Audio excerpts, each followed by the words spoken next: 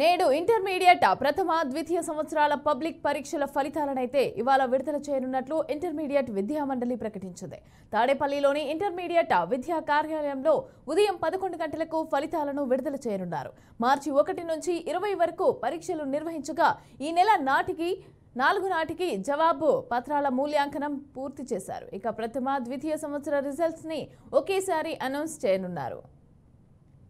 Intermediate ప్రథమ ద్వితీయ సంవత్సరాల పబ్లిక్ పరీక్షల ఫలితాలను ఇవాళ విడుదల చేయనున్నట్లు ఇంటర్మీడియట్ విద్యా సంస్థ మండలి ప్రకటించింది. ఇక తాడేపల్లిలోని ఇంటర్మీడియట్ విద్యా కార్యాలయంలో ఉదయం 11 గంటలకు ఫలితాలను విడుదల చేయనున్నారు.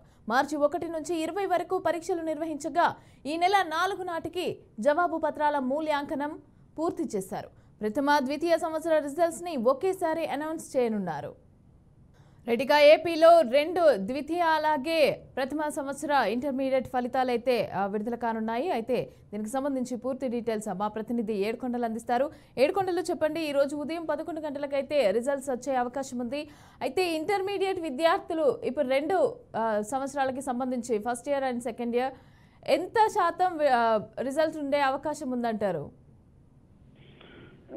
ఈరోజు ఉదయం 11 గంటలకు అటు ఏపీ విద్యా మండలి ఇంటర్ మొదటి మరియు 2వ సంవత్సర ఫలితాలను విడుదల చేయనుంది. దీనికి సంబంధించి ఇప్పటికే అన్ని ఏర్పాట్లు కూడా పూర్తి చేశారు.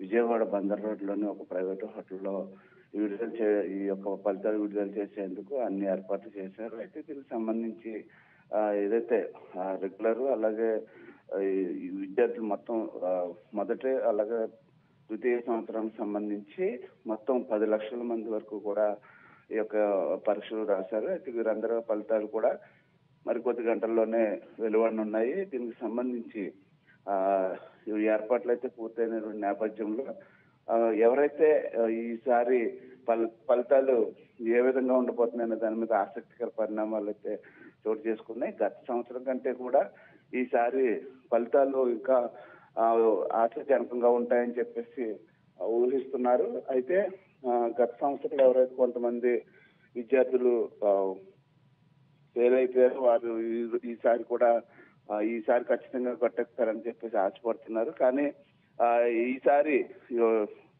విద్యాశాఖ మంత్రి ఎవరు కూడా హాజరవ్వరు. ఎందుకంటే ఇది ప్రోటోకాల్ ప్రకారం ఈ ఎన్నికలు కూడిన నేపథ్యంలో కేవలం విద్యాశాఖ కమిషనర్ మాత్రమే దీన్ని విడుదల చేస్తారు. విద్యాశాఖ ప్రిన్సిపల్ సెక్రటరీ ఈ ఫలితాలను విడుదల చేయనున్నారు. ఏడుకొండలు.